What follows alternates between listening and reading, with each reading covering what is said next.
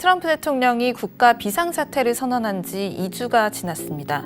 그동안 미국의 상황은 그야말로 점입가경이었는데요. 특히 뉴욕주의 경우 코로나 바이러스의 타격이 매우 큰 것으로 보도되었습니다. 25일 기준 3만 명 이상의 확진자가 발생했고 사망자도 최소 285명에 이르렀습니다.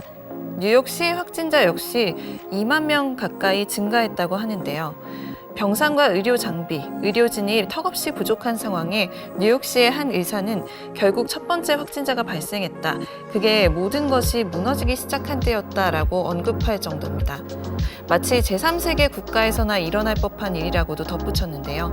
뉴욕주는 부족한 의료진의 수를 메우기 위해 주의 메디컬 스쿨 졸업반 학생들을 조기 졸업시키는 방안도 고려 중이라고 합니다. 초기에는 환자의 평균 연령이 70대 이상이었다고 하는데 지난주 다수의 환자는 50대 이하였다고 합니다. 국립 알레르기 전염병 연구소장인 파우치 박사는 이러한 팬데믹 상황은 세계의 어떤 시스템이라도 마비시킬 수 있다며 산소호흡기가 충분히 공급되지 않는다면 우리가 매우 어려운 결단을 해야 하는 시기가 올 수 있다고 발언했다고 합니다. 또한 뉴욕 주지사인 쿠오모 주지사는 현재 산소호흡기 한 대를 2명의 환자에게 사용하고 있다며 어렵고 실험적인 일이지만 우리에게 현재는 대안이 없다라고 이야기하기도 했습니다.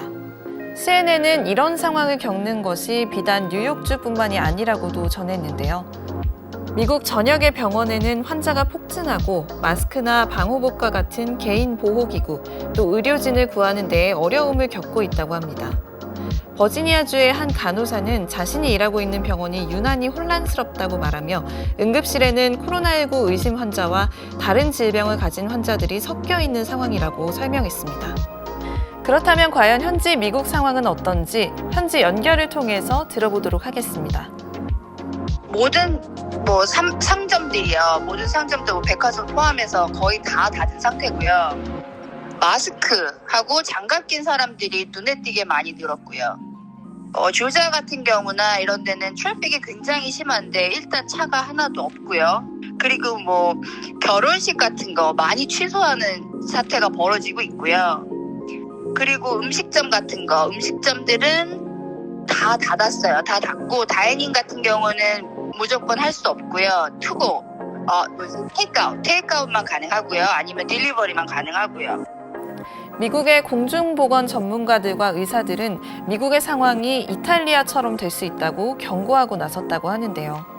이탈리아의 병원은 현재 코로나 바이러스 환자들로 가득 차 있으며 의료진들은 어쩔 수 없이 증상의 경중에 따라 누가 치료를 받을 것인지, 누구에게 산소호흡기를 달 것인지를 결정해야 하는 상황에 이르렀다고 합니다. 그리고 미국의 일부 지역도 이런 상황에 접어들고 있다는 의견인데요. 뉴욕주의 한 의사는 지난주 내가 일하러 갔을 때만 해도 12명 정도 환자 가운데 한두 명이 코로나 바이러스 환자였다. 그런데 어제는 내가 돌본 거의 모든 환자가 코로나 바이러스 환자였고 그들 중 다수는 위중한 상태였다. 많은 이들이 산소호흡기를 차고 있었으며 많은 사람들이 호흡부전을 겪고 있었다. 지난주와는 완전히 다른 분위기였다라고 설명했다고 합니다. 코로나19의 창궐 상황이 망치고 있는 것은 신체적 건강뿐만이 아닌데요. 사람들의 정신 건강 또한 위협받고 있다고 합니다. 다 어려워요. 그래서 다들 코로나 바이러스 때문에 신경 쓰다가 아니면 굶어 죽는다는 말이 너무 많이 돌고 있습니다. 사람들이 병 걸릴까봐 노이로제 때문에 지금 그 신경 안전제하고 공황장애 약이 엄청 나가고 있어요. 지금 현재 미국에서. 펜실베이니아의 로컬 뉴스페이퍼에 따르면 팬데믹 상황이 헤드라인을 점령 중이라며 확진자가 증가세를 보이면서 사람들이 격리되고 학교는 휴교 중이라고 보도했습니다. 수많은 근로자들이 해고되며 실업급여 신청이 폭증했다고도 언급했는데요. 지난 3월 18일 기준 2주간 펜실베이니아 노동산업부는 12만 1,000건의 실업급여 신청을 받았다고 합니다. 한 임상심리학자는 스스로에게 고통을 주는 것을 그만둬야 한다며 TV를 끄고 하락하는 주식시장이나 코로나 바이러스로 인해 얼마나 많은 사람들이 죽어가는지 지켜보는 일을 그만두기 바란다고 조언했다고 합니다. 많은 분들이 국내 보도를 통해서도 확인하셨듯이 현지 대형마트에는 생필품을 사려는 사람들의 행렬이 줄을 잇고 있고 마트의 진열대도 텅텅 빈 모습을 확인할 수 있습니다. 그렇다면 현지에서 느끼는 상황의 심각성은 어느 정도일까요? 그러니까 커스코 같은 데면은 사람들이 줄 서가지고 그다음에 50명씩 들어가요. 그리고 거기 안에서 컨트롤해. 식스푸드 때문에 이러고 막 그래요. 거기 안에서도. 여기에 큰 그로소리가 뭐 롯데 쇼핑센터 그로소리 하는데 여기 H마트라고 있어요. 하나로. 라면 한 박스를 5불을 더 올려놓고 알아요? 쌀값도 5불을 더 올려놓고. 그러니까 지금 여기서 좀 난리가 났어, 워싱턴에는. 아니 니들이 어떻게 큰 게 우리 교포들이 음식을 사주고 거기서 했는데 아니 일주일 만에 갑자기 5불을 올리면 어떻게 되는 거냐. 말이 안 된다 그래가지고 이번에 신문에 나왔단 말이야. 사람들이 사들이고 있는 것은 생필품뿐만이 아닙니다. 총기류 구매도 급증하고 있다고 하는데요. 그 이유는 과연 무엇일까요? 사람들이 문제에 빠르다 보면은 범죄를 저진단 말이야. 훔치러 가든지 돈이 없으니까 돈을 못 버니까 인컴이 없는 거 아니야. 지금 무한대란 말이에요. 뭐 4월달까지 하지만 또 그게 연기되면은 한 달, 두 달이 돈이 없으니까 지금 트럼프 정부에서는 한 사람 앞에 1,000불씩 주겠다. 뭐 이렇게 좀 정해져 있단 말이에요. 근데 그게 옵션이 텍스 냈던 사람들, 뭐 텍스 안 냈던 사람들은 지금 아주 확실히 몰라요. 우리가 받을지 안 받을지.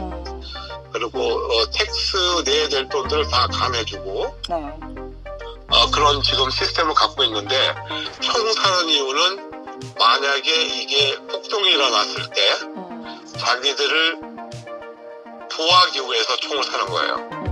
그래서 지금 30%가 올라갔어요, 세일이. 미국 국토안보부는 폭력적인 극단주의자들이 팬데믹 상황을 이용해 미국에 대한 공격을 감행할 가능성이 있다고 경고했다고 합니다. 미국 전역에서 총기 구매가 폭증하고 있다는 보도가 나오기도 했는데요. 위스콘신 퍼블릭 라디오 뉴스에서는 미러키에 위치한 한 총기 가게의 주인을 인터뷰했습니다. 그는 평소 때보다 판매량이 4배에서 6배는 늘었다고 말했다고 하는데요. 가장 인기 있는 종류는 9mm, 49경 및 45구경 권총이며 AR-15 소총류의 판매도 급증했다고 합니다.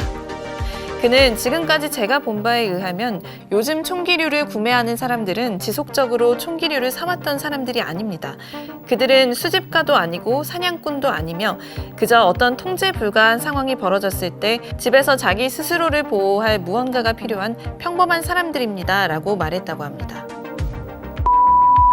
I'd love to have it open by Easter. 트럼프 대통령은 코로나19 사태와 관련해 부활절인 4월 12일까지는 경제활동을 포함해 미국의 모든 부분이 정상적으로 가동되길 바란다고 밝혔는데요. 그는 사회적 거리두기가 지속할 경우 자살과 우울증으로 인한 사망을 초래할 수 있다고도 말했고 수만 명의 사람들이 계절성 독감이나 자동차 사고로 죽는다고도 말하며 코로나19의 심각성을 일축하는 듯한 발언을 내놨습니다. 네, 지금 그러니까 자 민주당하고 공화당 중에서 우리나라도 알고 전 세계가 다 알겠지만 우리 트럼프 대통령은 좀 말을 함부로 막 하시는 분이에요.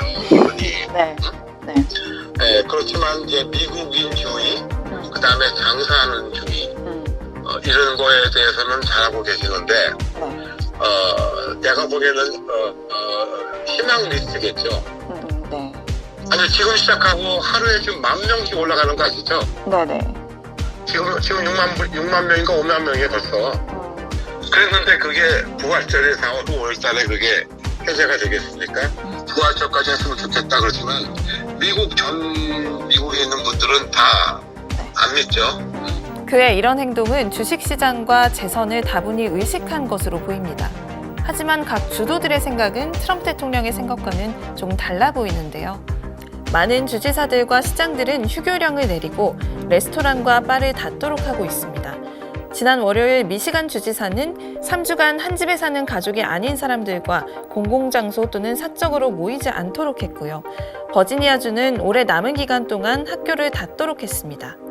주마다도 다 다른데 저희 아이들 같은 경우에는 2주 전부터 지금 휴교령이 내려져서 아이들이 모두 인터넷으로 수업을 하고 있는 상태예요. 선생님들이 메일을 보내고 그 메일에 따라서 아이들이 그거에 맞게 선생님의 그 인스트럭션에 따라서 아이들이 수학이면 수학, 과학이면 과학, 아니면 체육도 있고요. 아니면 음악 시간도 있고요. 미술 시간도 있고요. 모든 거는 지금 다 온라인으로 대체가 되어 있는 상태예요. 그리고 아이들이 언제 학교를 갈지는 추후에 알려주겠다고만 얘기하고 있고요. 언제까지인지는 저희도 정확하게 알 수가 없는 상태입니다.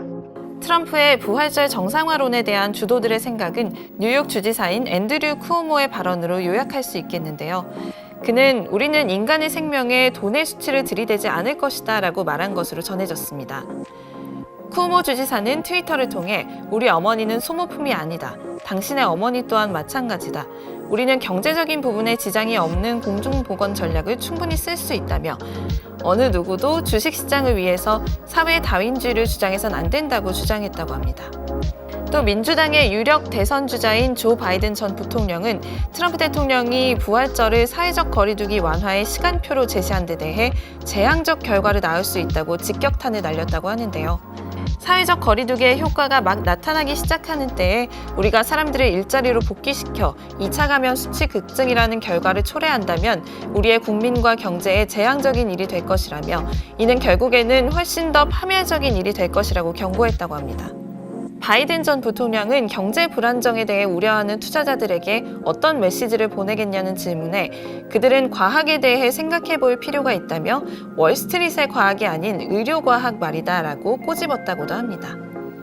트럼프 대통령의 낙관론에 반대되는 의견을 내놓은 사람은 그뿐만이 아닌데요. 그중 한 명은 국립 알레르기 전염병 연구소장인 파우치 박사입니다. 로스앤젤레스 타임즈는 파우치 박사는 코로나 바이러스의 진실을 말해줄 우리에게 필요한 사람이다라고 평가했습니다.